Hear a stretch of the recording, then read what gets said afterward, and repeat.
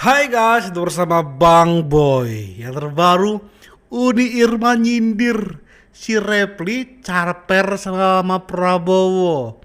Reply mungkin ngincer jabatan komisaris, jabatan wakil menteri. Reply, ketahuan niat busukmu kan? Iya kan? Selalu geng Solo. Kenapa?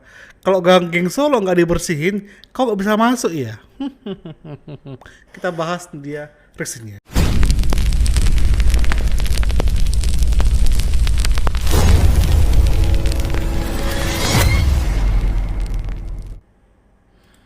Kembali tentang reshuffle ini, Kak Irma.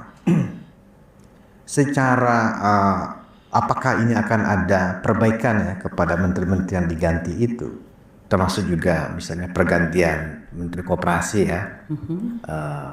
Isunya sekarang ketika menteri koperasi ini diganti, ketika juga Mbak Ani juga diganti, berdol desa penyingkiran orang-orang Jokowi di kabinet Prabowo makin masif gitu. Nah, komentar Kak Irma, apakah benar itu para menteri itu adalah benar-benar titipan Pak Jokowi sebagaimana yang diisukan oleh orang-orang pembuat gosip dan pembuat fitnah ini, Kak Irma? Kalau saya nggak terlalu peduli Bang dengan omongan-omongan mohon maaf ya, omongan receh seperti itu saya nggak peduli gitu ya. Karena menurut saya Pak Jokowi itu mendukung Pak Prabowo untuk bisa menjadi presiden itu bayarannya juga mahal. Betul. Hubungan beliau dengan PDIP jadi sangat buruk. Kemudian banyak orang-orang yang pro PDIP misalnya juga kemudian memusuhi beliau gitu ya. Enggak kecil loh bayaran yang harus beliau terima. Kemudian ada yang mengatakan bahwa seolah-olah Pak Jokowi menggunakan kekuasaannya gitu ya untuk supaya anaknya bisa mendampingi Pak Prabowo gitu. Padahal kan Pak Prabowo sudah menyampaikan berkali-kali, Pak Prabowo, Pak Sufmi Dasko sudah menyampaikan berkali-kali bahwa itu memang Pak Prabowo minta. Bahkan sampai 5 kali baru kemudian Pak Jokowi membolehkan gitu ya. Artinya menurut saya sudahlah ya. Pak Jokowi ini kan artinya bekerja, berkeringat untuk bisa menjadikan Pak Prabowo Gibran ini sebagai presiden dan wakil presiden. Berkeringat loh. Yes. Nah, ini kan masalahnya ada orang-orang yang tidak berkeringat tapi mau masuk. Reply Ya, yang mau masuk ini gitu. Ya akhirnya satu-satunya cara yang dilakukan adalah ngadu domba nih.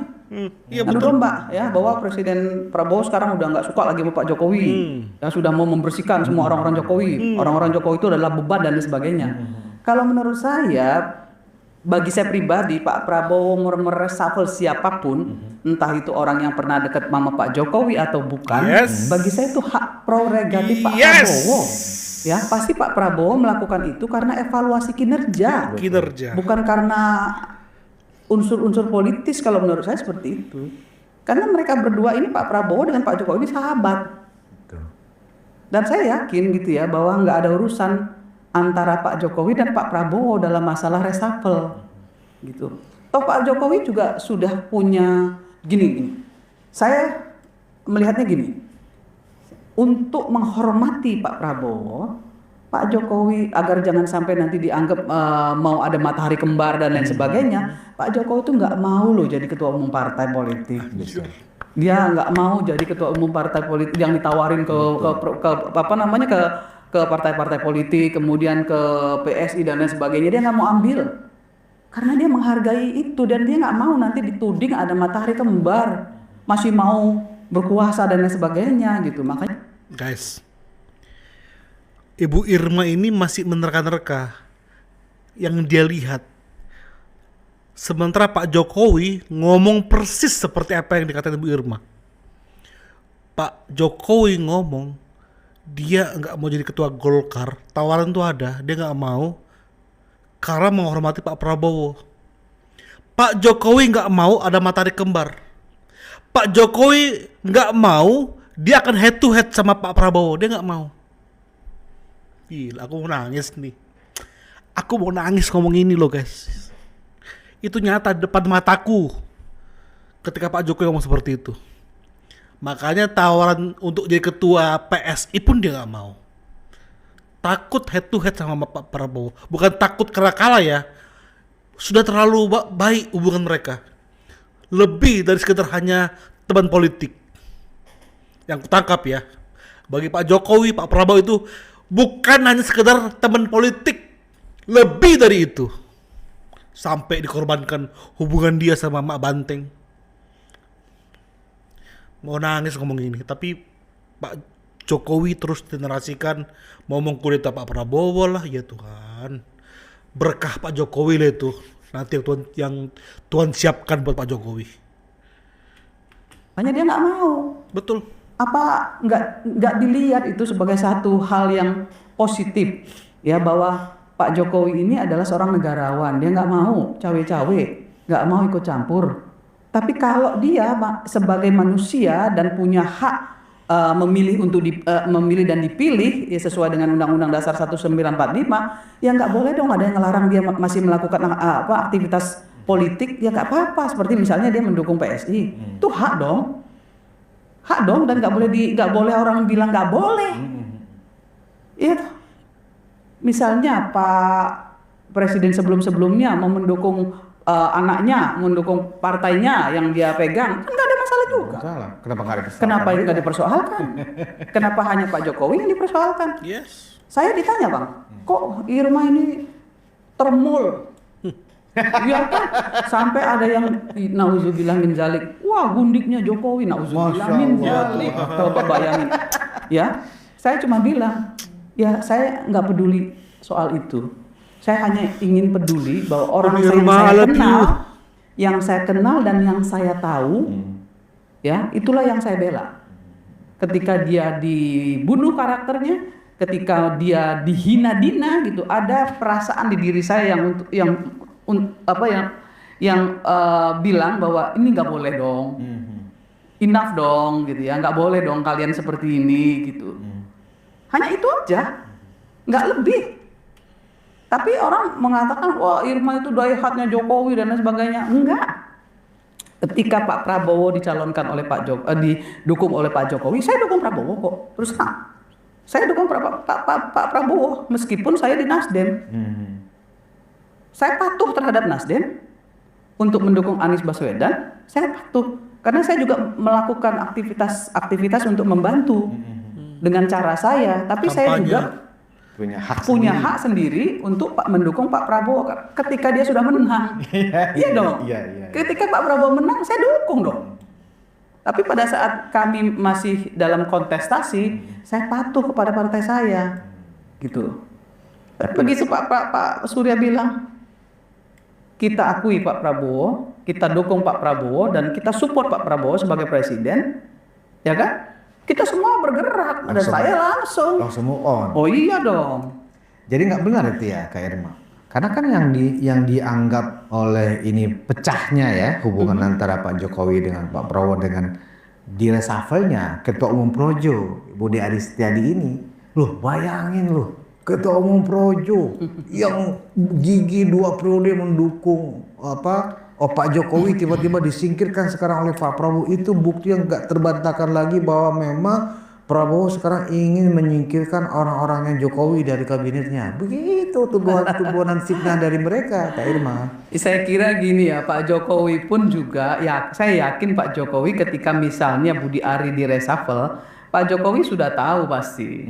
Dan satu ya, beliau sudah tahu, ya pasti dikasih tahu, nggak mungkin nggak. Yang kedua, Pak Jokowi juga nggak mungkin ikut campur gitu ya, karena semuanya kan berbasis kinerja, Betul. berbasis evaluasi gitu. Jadi bukan karena dia ini orang dekatnya Pak Jokowi nggak bisa begitu. Itu bukan ciri khasnya Pak Jokowi lah saya lihat. Yes. Kan kita bisa lihat dari 2 periode dia juga nggak pernah melakukan sesuatu itu berdasarkan like dislike. Semua berdasarkan kapasitas.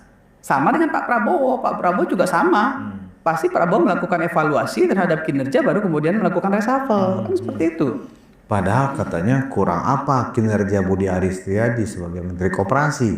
Sudah melaunching program Koperasi Desa Merah Putih, kan begitu, ya kan? Nah, yang sekarang ini seolah tidak menerima itu adalah teman-teman projonya Kak Nggak Irma boleh gitu. yang marah kepada Pak Prabowo bahwa mereka akan melawan. Nah itu yang salah. Bikin nggak sehat ya. Ini menurut saya salah. Ini nggak boleh dilakukan. Itu justru malah menjelekkan nama Pak Jokowi loh. Betul. Ya menurut saya nggak begitu, gitu ya. Yes. Jadi kita itu harus tahu bahwa yang namanya reshuffle itu adalah hak prerogatif presiden berdasarkan hasil evaluasi.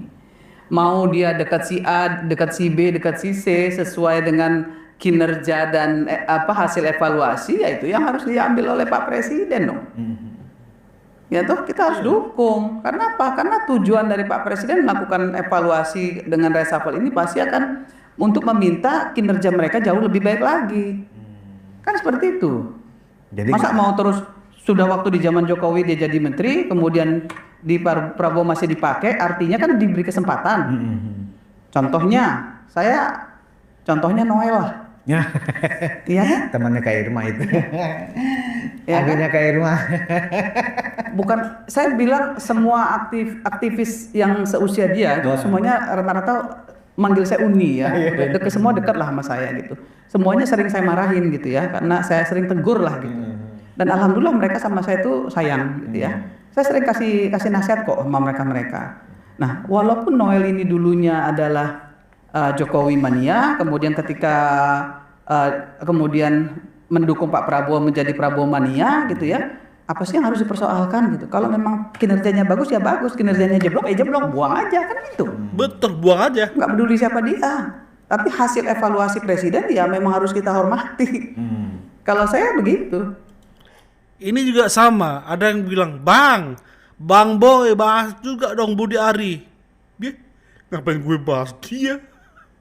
Bagi Bang Boy, orang yang dititipkan Pak Jokowi ke Pak Prabowo cuma satu, Pak Pratikno doang. Selebihnya enggak, mereka dipilih Prabowo karena kinerja mereka. Titik. Ya kalau si Budi Ari nggak dipakai lagi, selain karena mungkin kerjanya nggak bagus, ya mungkin aja karena ada kasus hukum yang akan menjerat dia, yang sudah nggak jadi rahasia umum mengenai judi online, ya kan? Ngapain didukung? Ngapain? Buat malu aja menteri-menteri yang terjebak dengan judi online, belum lagi yang main domino itu. Itu juga pendukung Jokowi. Tapi kalau memang kinerja dia dan pertimbangan yang lainnya itu memenuhi, mau Pak Jokowi reshuffle terserah. Oke. Dan ini supaya teman-teman projo supaya dengarlah ini ya kan, bahwa keputusan yang diambil oleh Pak Prabowo mengganti ketua umum projo ini dan keluar sekarang dari kabinet, pasti basisnya adalah kinerja. Dan hal-hal lain mungkin yang dianggap secara subjektif bisa saja kan ya Kak Irma ya kan. Selama ini kan kawan ini kan memang selalu didekatkan dengan isu yang agak sedikit negatif ya, masalah isu judo. Sampai sekarang juga entah iya entah tidak kan begitu. Nah barangkali supaya ini tidak mengganggu kinerja ya udah dilepas dulu aja, mungkin barangkali seperti itu. Kita kan nggak tahu. Tapi kalau kemudian dibangun lagi framing bahwa ini bukti yang nggak terbantahkan, hubungan Jokowi dengan Prabowo sudah semakin retak. Nah sepanjang yang saya tahu Kak Irma tentang menteri-menteri Jokowi ada di kabinet, kan hampir 17 menteri kan. Sepanjang yang saya tahu waktu pembentukan kabinet itu memang nggak pernah ada, dan itu diakui juga oleh presiden barangkali. Sebentar gini. Pak Airlangga Hartarto itu kan juga ada di kabinet Jokowi ya. Bang Zul juga, Pak Zulkifli kan juga ada di kabinet Jokowi. Hampir banyak loh yang sekarang digunakan Pak Prabowo itu juga banyak di kabinet Pak Jokowi gitu.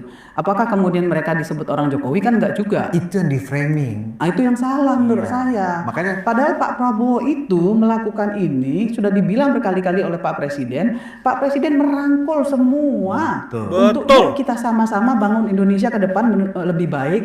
Nah masalahnya menurut saya nih orang-orang yang selama ini enggak berkeringat, yang berseberangan, tapi pengen masuk. Itu yang kemudian menjadi pengacau sampai sekarang. Sampai sekarang. Jadi saya lanjutkan lagi. Sepanjang yang saya tahu Kak Irma, tidak pernah ada Pak Jokowi menitipkan orang manapun ya dalam kabinetnya sebelumnya ke Pak Prabowo, nggak pernah gitu loh. Nah makanya kita kan berusaha untuk menjelaskan ini ke publik lewat diskusi kita ini Kak Irma, bahwa memang framing-framing yang dibangun oleh barisan-barisan orang yang tidak berkeringat ya, kalau saya menggunakan istilah Kak Irma tadi kan, orang yang nggak pernah berkeringat ya kan untuk memenangkan Prabowo Gibran, sekarang seolah-olah ingin masuk Si Repli. ingin menyingkirkan orang-orang yang di framing sebagai orang Jokowi. Gatot. Karena Pak Jokowi nggak pernah menitipkan siapapun di dalam kabinetnya, dan orang juga banyak lupa Kak Irma, Pak Prabowo kan dulu satu tim dengan mereka, ya kan, dengan Bahlil, dengan Pak Zulhas, dengan Erlangga dan seterusnya. Artinya secara objektif mungkin selama dalam periode 5 tahun itu Pak Prabowo melihat, wah ini bisa kerja, ini bisa kerja, ini bisa kerja, makanya Itu ini dia. ditarik lagi untuk membantu kabinet. Kan begitu dasarnya. Tapi kenapa ya Kak Irma, orang-orang ini nggak berhenti? Sebut aja, Bang. Seolah-olah Repli, mereka Bang. itu dapurnya ngebul terus ya, ada ngongkosin dan mereka terus berkarya tanda kutip secara negatif memfitnah ya. Jadi gini, mohon maaf ya, mungkin karena kebanyakan yang terlalu ribut itu, mohon maaf ya, nggak punya pekerjaan tetap. YouTuber Repli Bisa itu dipahami YouTuber. nggak bang? Nggak punya pekerjaan tetap. Jadi pentingnya apa dong? Jadi Pada orang-orang yang merasa dirinya pintar loh. pengen Kak, punya kayaknya. pekerjaan tetap. Hmm. Pengen jadi komisaris mungkin ya, kan saya bilang mungkin nih, pengen diangkat jadi wamen, mungkin mau diangkat jadi menteri misalnya begitu, ngerasa dirinya pantas nih. Repli. Nah, makanya saya ketika, mohon maaf nih, ketika presidensial threshold 0% itu, saya sebenarnya agak worry. Kenapa saya worry? Karena orang Indonesia ini merasa dirinya semua bisa dan pinter gitu ya. Nanti berapa banyak nih calon presiden gitu ya. Semua merasa pantas menjadi presiden, sehingga nanti yang mencalonkan diri jadi presiden Banyak. karena PT-nya 0% bisa 100. Kan bahaya. Karena apa? Setiap calon presiden itu kan mendapatkan hak protokoler nanti. Iya. Bagaimana cara kepolisian mengatur protokoler untuk masing-masing Nah, calon? itu dia. Jadi banyak orang yang mengukur dirinya terlalu tinggi. Sehingga mereka nggak sadar bahwa orang ngelihat lu bilang lu A, tapi orang bilang lu tuh cuman C loh gitu ya. Harusnya kan dia sadar itu gitu loh. Tapi kan dia nggak sadar, dia ngerasa dirinya hebat, pinter, kuat gitu ya. Punya kompetensi, kan itu yang selalu orang-orang ini tampilkan ke publik gitu. Padahal kan nothing juga. Kalau Nothing ternyata juga. mereka selama ini nggak jadi apa-apa, artinya mereka bukan siapa-siapa. Bukan siapa-siapa dan juga tidak pernah punya prestasi juga, ya kan Oh, gitu. sakit. Ya nyalon dong, coba saya tantang Nah. nyalon anggota DPR deh. Nah, Nah, Kepilih nggak gitu? Kalau setuju kepilih, is okay, masuk dong di kalau parlemen. saran Kak Irma ini didengarkan oleh Refli Harun, Mampus oleh kau Rocky sebut nama. Gerung, ya kan, daripada keluar-keluar terus kemana-mana, ya kan. Kalau dia ingin membuktikan dirinya memang hebat, ya kan, Kan kata didukung oleh kata rakyat. Pak Mahfud gitu, Nah. Pak Mahfud ini pernah bilang kalau nggak salah kan, dia bilang coba masuk aja. Ini Ustadz Dasat, Ustadz Dasat kan bilang daripada sekedar ngomentarin macam-macam, menilai orang macam-macam, lebih baik terjun. Iya. Kan gitu. Biar diuji dan tahu, dinilai oleh biar masyarakat. diuji oleh publik. Betul. Gitu. Harusnya begitu. Nah, gimana Repli? Aku yakin kalau kau mencalonkan anggota DPR aja nggak ada yang milih kau, bertahu kau. Tahun itu hanya menjilat. Sekarang kau menjilat terus Anies, sekarang Prabowo. Dengan cara apa? Pak Prabowo, kujilati patatmu. Tapi tolong singkirkan geng Solo supaya banyak jabatan menteri yang tersedia dan saya dipilih ya Prabowo. Repli Harun 2025. Kau juga Rocky Gerung ya, kalau hebat kau, punya masa kau, mencalonkan diri kau, ubah bangsa ini. Minimal gak perlu bangsa, suatu daerah aja dulu. Misalnya kau pengen mengubah RT-mu jadi ketua RT kau, pengen mengubah kelurahanmu tempat kau tinggal jadi Pak Lurah kau, naik lagi Pak Camat, untuk tingkat kecamatan naik lagi Bupati atau wali kota. Ya, naik lagi gubernur. Jangan taunya kalian cuma menjilat pas dipecat karena kinerja gak bagus, ngamuk. Repli Harun 2025 menjilat untuk demi sebuah jabatan. Makasih Bu Irma, Bang Boy puas hari ini. Puas sekali Bu Irma. Thank you guys buat supportnya. Bye bye.